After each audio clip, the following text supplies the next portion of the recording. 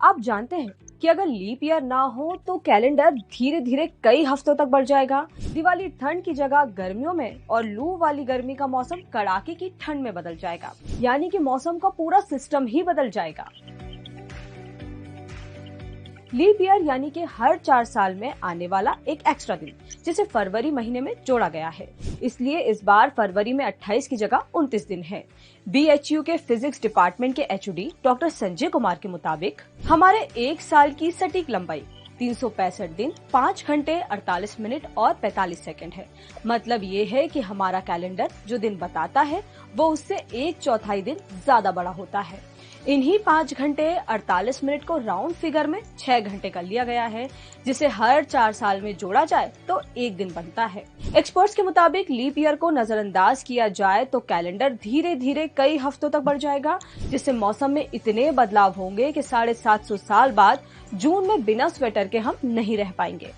Experts का कहना है कि लीप ईयर नहीं हो तो सबसे पहले लीप डे पर जन्मे लोगों को हर साल 28 फरवरी या 1 मार्च को अपना जन्मदिन मनाने की जरूरत नहीं पड़ेगी, क्योंकि अगले 40 साल में दुनिया में मौसम अपने तय समय से 10 दिन दूर हो जाएगा। आपके मन में ये सवाल जरूर होगा कि लीप ईयर फरवरी में ही क्यों आता है और ये शुरू कैसे हुआ। तो देखिए, पोम्पिडियस कैलेंडर की शुरुआत के करीब 650 साल बाद जूलियस सीजर ने इस कैलेंडर को बंद करके नया कैलेंडर शुरू किया, जिसमें सभी महीनों को इस तरह से बांटा है जैसे कि वो आज है।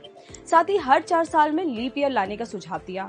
एक्सपर्ट्स मानते हैं कि कई सालों तक ट्रेडिशनल रूप से कैलेंडर में महीने 30 और 31 के थे। इन्हें दुनिया में स्वीकार भी कर लिया गया था, लेकिन अब चौथे साल में एक दिन जोड़ना था। किसी अन्य महीने को 31 या 32 करने की बजाय फरवरी में जोड़ना ठीक समझा गया, ताकि दूसरे महीने डिस्टर्ब ना हो। लीप ईयर वाले कैलेंडर के जन्म के पीछे का मूल खेती थी, क्योंकि सदियों पहले मौसम के अंदाज से फसल लगाई जाती थी और उसके हिसाब से मौसमों को कैलेंडर माना जाता था। फिर मानव सभ्यता का विकास हुआ तो खेती के साथ त्योहार, व्यापार जैसी गतिविधियां बढ़ने लगी।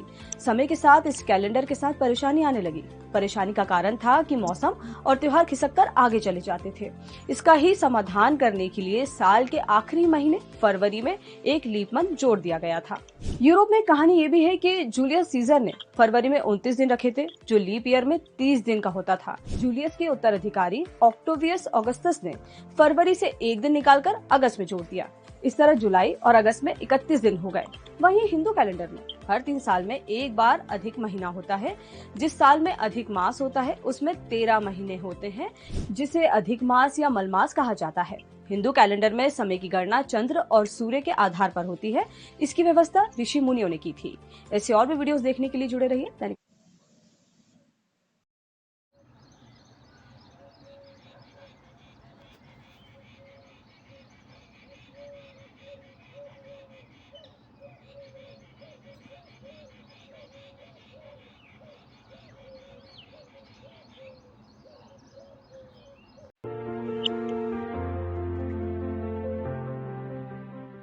साल 2024 लीप ईयर है, यानी बर्बाद करने के लिए एक दिन एक्स्ट्रा मिलेगा।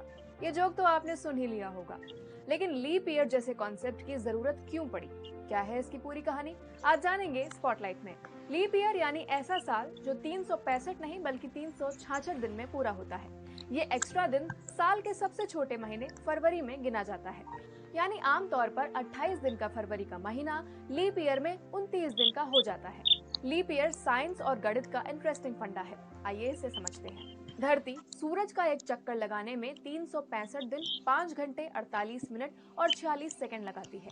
कैलकुलेट करने में आसानी हो इसीलिए इसे राउंड ऑफ करके 365 दिन ही गिना जाता है।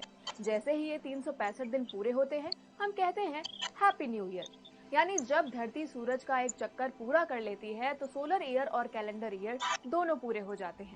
अब सवाल उठा कि 365 दिन के अलावा बचे हुए 5 घंटे 48 मिनट और 46 सेकंड्स यानी लगभग 6 घंटे को एडजस्ट कैसे किया जाए। दरअसल इसी एडजस्टमेंट को लीप ईयर कहा गया। गणित लगाई गई और 6 × 4 = 24 का फॉर्मूला अपनाया गया। मतलब 4 सालों तक ये 6 घंटे जुड़ते रहे और जब 24 घंटे पूरे हुए तो उसे साल में एक्स्ट्रा दिन के तौर पर एडजस्ट किया गया और एक एक्स्ट्रा दिन के साथ वो साल लीप ईयर कहलाया।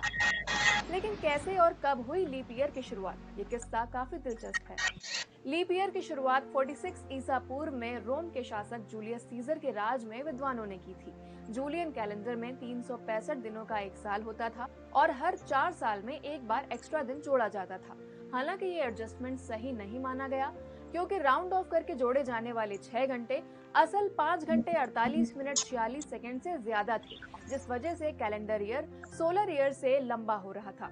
यानी कैलकुलेशन में कैलेंडर ईयर में एक साल में 366 से भी ज्यादा दिन हो रहे थे। जब 16वीं शताब्दी में इस पर विचार किया गया, तब तक कैलेंडर ईयर में 10 दिन एक्स्ट्रा जुड़ चुके थे।